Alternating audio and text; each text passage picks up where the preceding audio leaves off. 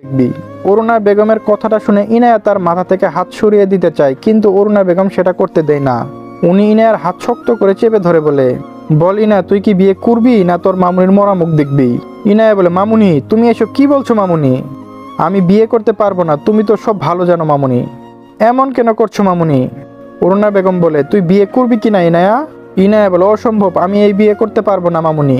অরুণা বেগম বলে, শেষবার জিজ্ঞেস করছি, তুই কি বিয়ে করবি না আমার মরা মুখ দেখবি? বল ইনায়া। ইনায়া জানে অরুণা বেগম যা বলে তাই করে, সে তার মামুনিকে হারাতে পারবে না, তাই ইনায়া বলে, আমি বিয়ে করব, হ্যাঁ বিয়ে করব আমি। তুমি যার সাথে চাও তার সাথে বিয়ে করব, তুমি সবকিছু আয়োজন করো। ইনায়ার কথা শুনে অরুণা বেগম নিজের মাথা থেকে ইনায়ার হাত সরিয়ে ফেলে, এরপর বলে, এই না হলে আমার মেয়ে, খুব তাড়াতাড়ি তোর অন্য কোথাও বিয়ে হবে একটা ভালো ছেলের সাথে। তুই অনেক সুখী হবি, আমার মেয়ে অনেক সুখে নিজের জীবন কাটাবে। অরুণা বেগম কথাটা বলে ইনায়াকে জড়িয়ে ধরে। উনি জানে ইনায়া ইভানকে ভালোবাসে। ইনায়ার মনের কথা অরুণা বেগম খুব ভালো করে বুঝতে পারে, কিন্তু অরুণা বেগম চায় না তার একটা ভুলের জন্য ইনায়া সারা জীবন কষ্টে থাকুক। নিজের বন্ধুর কাছে করা ওয়াদা উনি রাখবেন, ইনায়াকে উনি ভালো করে বিয়ে দিবেন। এমন একজন মানুষের সাথে ওর বিয়ে হবে যে ওকে সম্মান করবে, ওকে ভালোবাসবে। অরুণা বেগম বলে, আমি হয়তো প্রথম কোনো শাশুড়ি যে নিজের ছেলে বেঁচে থাকার পরও বউকে অন্য কোথাও বিয়ে দিব, কিন্তু যে ছেলে নিজের বউকে সম্মান করতে পারে না, তার মধ্যে কোনো মনুষ্যত্ব নাই। সেই ছেলের জন্য অন্য একটা মেয়ের জীবন নষ্ট হতে দিব না আমি। ইনায়া আমার ছেলের বউ না, ইনায়া আমার মেয়ে, শাশুড়ি হিসেবে না, মা হিসেবে আমার দায়িত্ব ওকে সবসময় আগলে রাখা। আর তার জন্য যদি আমাকে নিজের ছেলের সংসার ভাঙতে হয় তাও করব। অন্যদিকে ইনায়া মনে মনে বলে, মামুনি তুমি এটা কি করলে? আমি কি করে অন্য কাউকে বিয়ে করব, তার সাথে সংসার করব? ইভান ভাইকে আমি ছোটবেলা থেকে অনেক ভালোবাসি, ওনার সাথে কখনো সংসার করা হয় নাই আমার, কিন্তু ওনাকে আমি স্বামী হিসেবে মেনে নিয়েছি। সেই জায়গায় অন্য কাউকে কি করে দিব? ইভান ভাইয়ের জন্য লেখা আমার সব চিঠি বলে দেয় আমি আজ ইভান ভাইকে ভালোবাসি। চৌধুরী বাড়িতে বিশাল আয়োজন চলছে, আর 3 দিন পর ইনার বিয়ে, যার জন্য বাড়িতে সাজসজ্জা হচ্ছে। অরুণা বেগম আর মিলন সাহেব অনেক বিজি বিয়ের কাজ নিয়ে, তবে ইনায়া সেই বিষয়ে কোনো ইন্টারেস্ট নাই। ইনায়া সারাক্ষণ অফিসে কাজ নিয়ে বিজি থাকে, বাড়িতে বিয়ের কাজ দেখতে ভালো লাগে না। আর সে জানেও না কার সাথে তার 3 দিন পর বিয়ে হচ্ছে, আর সে জানতেও চায় না। অন্যদিকে ইভান, সে তো মহা খুশি, ফাইনালি তার জীবন থেকে ইনায়া সারা জীবনের জন্য চলে যাবে। চৌধুরী বাড়িতে বিয়ের উপলক্ষে সাজানো হচ্ছে, যার প্রধান দায়িত্ব ইভানে আছে। সে নিজের উপস্থিতি থেকে সকল কাজ দেখছে।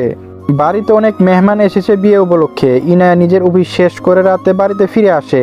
ইনায়া নিজের রুমে গিয়ে ফ্রেশ হতে ওয়াশরুমে চলে যায়, এরপর ফ্রেশ হয়ে বাইরে চলে আসে।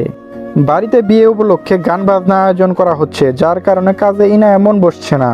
ইনায়া কাজ করা বন্ধ করে নিজের রুম থেকে বের হয়ে যায়, সিঁড়ি দিয়ে উপরে ছাদে যায়। সেখানে বেশ শান্ত আবহাওয়া এখন। ইনায়া আকাশের দিকে তাকিয়ে একটা দীর্ঘ নিঃশ্বাস ছাড়ে, বড্ড বেশি অস্বস্তি লাগছে আজকে তার। বাড়িতে এত মানুষ থাকার পরও নিজেকে অনেক একা লাগছে, সে ভীষণ অসহায় লাগছে নিজেকে। ইনায়া যখন ছাদে দাঁড়িয়ে নিজের কল্পনা জগৎ সময় কাটাতে বিজি, তখন ইভান এসে দাঁড়ায় ওর পিছনে। নিজের উপস্থিতি জানাতে ইভান পিছন থেকে ডাক দেয় ইনায়াকে। ইনায়া, আপনি এত রাতে এখানে কি করছেন? নিজের ভাবনার মাঝে হঠাৎ করে ইভানের ডাক শুনে চমকে যায় ইনায়া। ইনায়া পিছন ফিরে তাকিয়ে দেখে তার সামনে ইভান দাঁড়িয়ে আছে, হাতে তার হাজার হাজার ফুলের বাহার। ইনায়া বলে, ইভান ভাই, আপনি এত রাতে ছাদে কি করছেন? আর আপনার হাতে এত ফুল নিয়ে কি? কাউকে কি প্রপোজ করবেন? ইভান একটু হাসে, এরপর নিজের হাতে রাখা ফুল সেখানে থাকা একটা টেবিলের উপর রাখে। বাড়ি সম্পূর্ণ সাজানো শেষ হয়ে গেছে, শুধু ছাদ সাজানো বাকি ছিল, যার জন্য ইভান ফুল দিয়ে ছাদ সাজাতে এসেছে। ছাদে এসে সে ইনায়াকে দেখে আকাশের দিকে তাকিয়ে আছে, যার জন্য তার পিছনে দাঁড়িয়ে তাকে ডাক দেয়। ইভান বলে, আগামীকাল আপনার গায়ে হলুদ, যার জন্য ছাদে ফুল দিয়ে সাজাতে এসেছি। কিন্তু আপনি এখানে কি করছেন ইনায়া?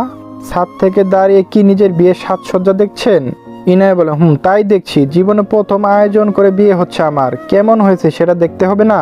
ইভান ভাই, ছাদ সহ পুরো বাড়ি সুন্দর করে সাজিয়ে দেবে, কিন্তু যাতে বিয়ের দিন পুরো বাড়ি অনেক সুন্দর লাগে। আমি বললাম, অবশ্যই ইনায়া, কোনো চিন্তা করতে হবে না, আপনার এই ইভান থাকতে ইনার বিয়ের সাজসজ্জা কোনো কমতি থাকবে না। After all the great Ivan Chowdhury একমাত্র বউয়ের বিয়ে বলে কথা, জামাই হিসেবে একটা দায়িত্ব আছে না আমার আপনার প্রতি? ইভান কথাটা মজা করে বলেছে, সেটা ইনায়া বুঝতে পারে। ইনায়া একবার ভালো করে ইভানের দিকে তাকিয়ে দেখে নিজের মনের মধ্যে ভীষণ কষ্ট হচ্ছে তার, যে ইভানের জন্য এতদিন অপেক্ষা করেছে সেই ইভান আজ তার বিয়েতে হাসি মুখে সব কাজ করছে, নিজের জীবন থেকে বিদায় দেওয়ার জন্য তার বিয়েতে ফুল দিয়ে সাজিয়ে দিচ্ছে।